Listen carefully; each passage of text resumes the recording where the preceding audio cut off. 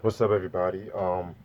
Welcome to my long-awaited CD collection I've been talking about these past couple of weeks on live streaming. If you guys have been watching, these are CDs that I've copped back starting around May. So yeah, here it is. First album is "The Murder Was the Case" soundtrack. This was released in 1994 on Death Row Records. I've actually recently done a review on this album too, so yeah, I just want to show it out there, just to show it to you guys. Singles, Natural Born Killers. Which what would you do? You better recognize like classic Death Row. Next album is Tragedy Gaddafi, also known as the Intelligent Hoodlum. Well, back at that time, he was known as the Intelligent Hoodlum.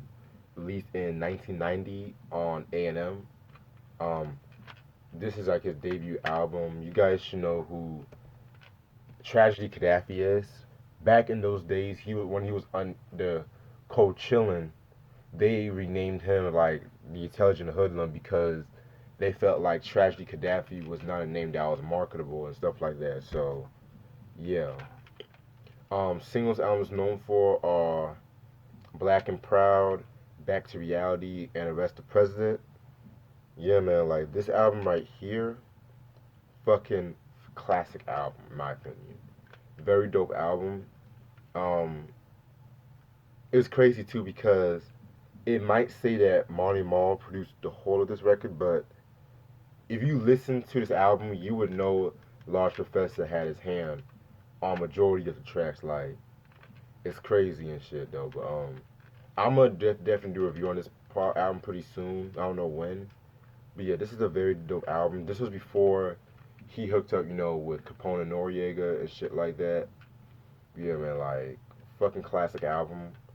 And believe it or not, like yeah, believe it or not, he actually coined the term Illmatic too and shit like that. So yeah, Intelligent Hoodlums eponymous debut album released in 1990.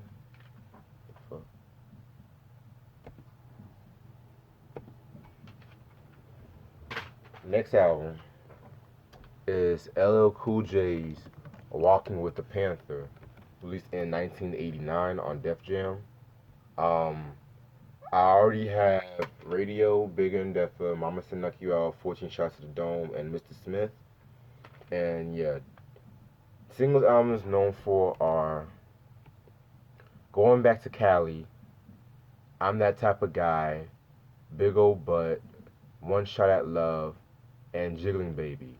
Going Back to Cali actually being on the Less Than Zero soundtrack. Believe it or not, I'm actually going to do a live review on this album pretty soon. I was waiting on this album to get in the mail and shit, so yeah, definitely look out for that. Next album, this is for my '90s R&B heads. Y'all gonna love this. It's Tevin Campbell's second album, I'm Ready, released in 1993 on Quest Records, which was Quincy Jones' record label, and Warner Brothers. You guys, for those who don't know who Tevin Campbell is, he's a singer and things of that nature. If you guys saw my review on Prince's Graffiti Bridge, you would know who he is. But he was a singer. Quincy Jones put him on. Um, he was on the Back on the Block album, the song Tomorrow and shit like that. Which that was a very big song that time from a very big album. And also he got his first solo hit Round and Round, which actually that was on the Graffiti Bridge soundtrack, which was, in my opinion, a very slept on soundtrack. If you ask me, it's not like the best thing in the world, but it doesn't deserve the hate it does and shit. Then fast forward to 1991, he dropped a Tevin album, his debut album and shit. Like that has songs like Goodbye, Tell Me What You Want Me to Do. Like, yeah, I need to get my hands on that doing and shit like that. And 1993, he came out with this album. Singles albums known for are Can We Talk, Shh, which I mentioned before. That was the Prince song that was on the Gold Experience, where he kind of took from Tevin Campbell and shit like that. So yeah, I'm ready. Always in my heart. Don't Say Goodbye Girl and Brown Eyed Girl. Like this whole album is definitely a very dope album. Like he was like a lot more mature with this album compared to the debut album and stuff like that. Like and but it was at a time because I think this album was kind of criticized a little bit because he was in his teens and he was talking about like a mature side of love and shit like that. But it is what it is. At least he's not being explicit or vulgar with it. It's just what it is, what it is. Other than that, highly recommended album. This album right here definitely will take you back to '93. This is Tevin Campbell. I'm Ready. It's 1993. I wish he would drop more music these days, but it is what it is. Then we have Jay Z's MTV Unplugged album, released in 2001, about 3 months after the Blueprint. This album, in my opinion, definitely, definitely is a dope Unplugged album. Like, this is definitely one of my favorite Unplugged albums ever. Like, he did this album with The Roots and shit like that. And, they were doing mostly the majority of songs they were did from the Blueprint. But we did like Jigga What, Jigga Who, Can't Knock the Hustle, so on and so on. And it's crazy too because there was this one track that's actually a hidden track called People Talking. Dope song right there, dope song. But I'm definitely gonna do a review on this album. Since I recently done a review on the Blueprint, I might as well just touch on this. So stay tuned. Then we have Mobb Deep with Murder Music, released in 1999 on Loud Records. Yeah, man. I've reviewed The Infamous, and I've also reviewed Hell on Earth. So you guys better believe that I was so hyped to get this album and shit. Like this album right here, very dope album, very slept on in my opinion. But it's crazy too because this song has like a lot of their best known hits or songs like Quiet Storm Remix. Lil Kim killed that song. I'm sorry, she killed that song. The Realist, It's Mine, Where You're From.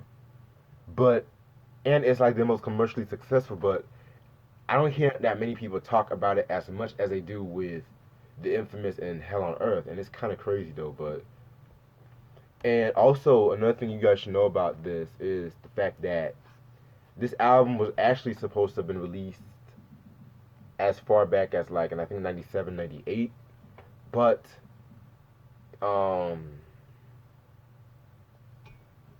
it got bootlegged and shit like that, and so a lot of the tracks got leaks, and they had to like scrap those songs and remix certain songs, redo certain songs and shit like that. So that's why the album came out as later as it did.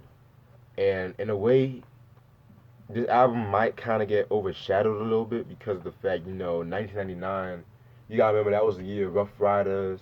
Then you had Rockefeller doing their thing. Wu Tang was still going strong at that time. So, although this album was good, they didn't really get overshadowed, but there was just a lot of more. It was like a lot of talent around that time and shit like that. Like a lot more versatility. But Mobb Deep, Murder Music, released in 1999. Dope album, highly slept on. Then we have another 1999 release. We have Raekwon with Immobiliary, released in 1999 on I believe this was released in Loud as well. Yes, it was. Um, hmm. Singles albums known for. Oh, by the way, for Murder Music, the singles were Quiet Storm, It's Mine, and USA. All right then. Now back to Mobility.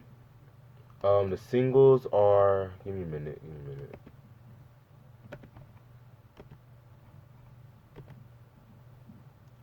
only came out with one single, and that was like Live from New York. This album, I have to be honest with you guys.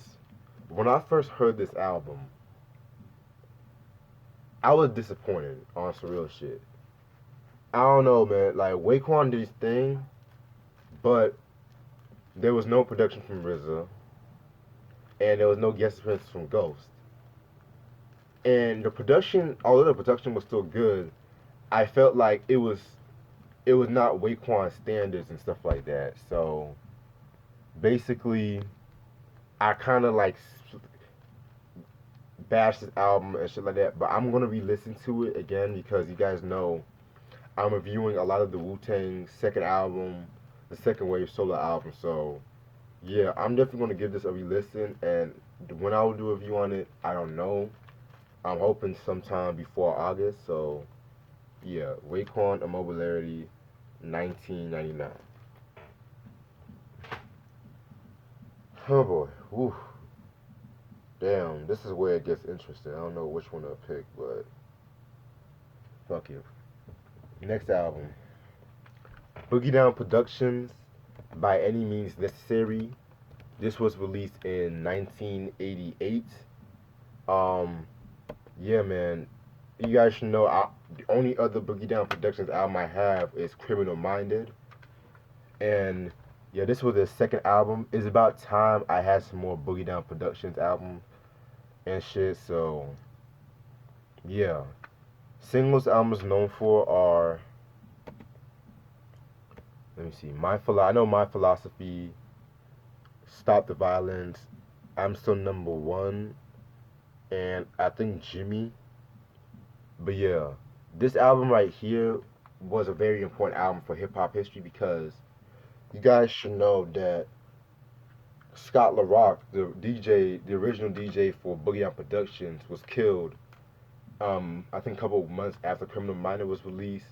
KRS One, he used that as a way to like stop the violence and shit like that. So he basically made one, if not the first conscious album in hip hop history with this one and shit like that. So yeah, man, and he's still carrying on that shit today and stuff like that. Like he might have like fucking songs where it's not all the way conscious. It's like more in your face in the future, which we'll definitely get into one day. But he never changed his steez and stuff like that. So yeah, man, very dope album and shit. He produced this whole album. Yeah, this is definitely hands down one of my favorite Boogie Down Productions albums ever. And by the way, this was released in Jive Records. By the way, I'm gonna definitely do a review on this one day. I need to get some more Boogie Down albums and shit. But then we have Big Daddy Kane's Taste of Chocolate. Yes, I finally got this album. Yes. Oh boy. Okay, so Taste of Chocolate. Taste of Chocolate. Where do I begin? Released in 1990 on Cold Chillin'. Singles albums known for are Cause I Can Do It Right, All of Me, and It's Hard Being the Kane.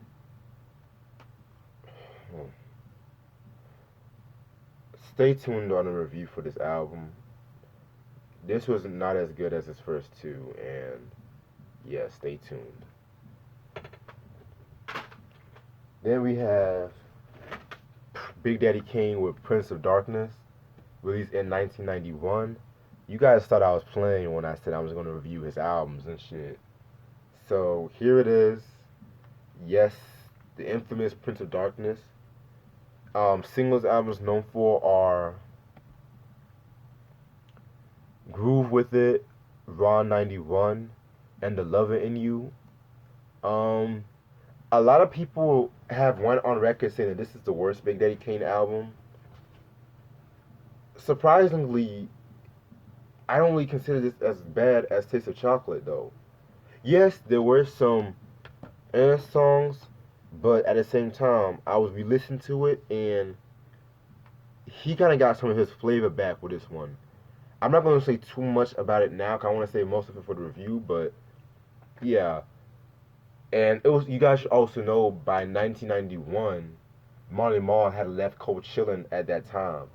And so, a lot of Big Daddy Kane's sound came from Marley Marl.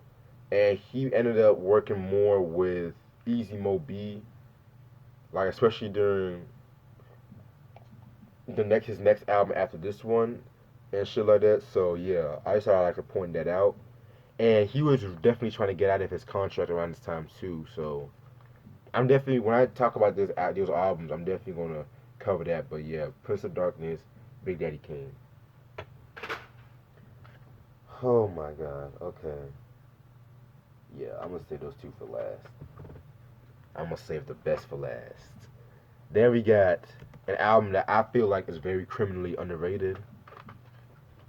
Big Daddy Kane looked like a job for released in 1993. Um, very dope album. This album right here, it kind of like brought him back in a way. And reason why I said it, he went back to like to his regular format and shit like that. He went back to braggadocio rhymes and shit. And yeah, singles album was known for. How You Get a Record Deal was a single and very special. Yeah. And the production team was dope. He was working with Trackmasters. The Trackmasters era, that's my favorite era from like the early 90s. Although I did like that stuff from the mid to late 90s, that early 90s Trackmaster sound, they were like more street with it. So DJ Clash, Robert Brown, Easy Mo B, Cool V, Large Professor, Mr. C, and Spark Boogie. Yeah, man. I can't wait. I cannot wait to review these Big Daddy Kane albums. I really cannot wait. And that's why I was just patiently waiting for this mail because this package just recently came today. And so yeah. Um looks like a job for 1983. By the way, I believe Taste of Chocolate, Prince of Darkness, and this album is out of print. Then we have an album that I've been wanting to get for a long time. These last two albums, they are like from one of my favorite hip hop groups of all time and very like influential when it comes to like my writing and stuff I stand for. Oh wow. It is with great honor to talk about this album. Public Enemy's fourth studio album, Apocalypse 91. I want to give a shout out to my boy Martin S. Nilsson. He hooked me up with this album, the next album, the Boogie Down Productions, the Big Daddy Kane album. Yeah, he hooked me up with this, and he actually gave this for me for free and stuff like that. So I was very honored. Martin S. Nielsen, if you ever end up watching this, thank you so much for this. But back to this album. This was released in 1991 on Def Jam. This album is fire, in my opinion. This is one of my favorite Public Enemy albums ever. Like, singles albums known for are Bring the Noise, Can't Trust It, Shut 'Em Down, Night Train. Bring the Noise, by the way, that actually, although that was in It Takes a Nation of Millions to Hold Us Back, they redid this song with Anthrax. You know the thrash metal group Anthrax. And that song was so groundbreaking at that time that it kind of broke the doors for like more rappers and rock artists to collaborate more and shit like that. Like that next year you had Ice T with the whole body count and stuff like that. So yeah. Oh, by the way, the Shut 'Em Down remix, the Pete Rock remix though, check that shit out. And that song actually, that remix was Pete Rock's breakthrough because he was already, excuse me, he was already getting clout because he was Heavy D's cousin and all that stuff. But after that remix, he just became so well known and shit like that. And also, this album has actually my favorite Public Enemy song too. So when I do a review on this album, which is going to be very soon, believe me, very very soon, I'm definitely going to talk more in depth with it. And one thing I noticed about this album too was just like how raw and how dirty the mixing is and shit like that. Like this album is very dope album. I love this album to death. This is Public Enemy Apocalypse 91, The Enemy Strikes Black, released in 1991. I don't know if this album is still in print though. I really don't know. You guys can correct me if I'm wrong, but I don't think you can get it for that expensive. And the next and last album. Oh boy, oh boy.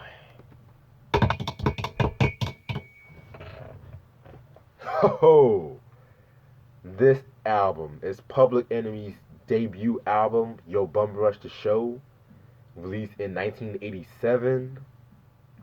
Very dope album. This album right here, like, it's a lot more different than their future work, to say the least. Because, like, for one, the production is more minimalistic and shit like that. Because Rick Rubin was executive producing this whole album and stuff like that, and he had more of an influence. And also, like, Flav wasn't as crazy as he was like in the future releases and shit.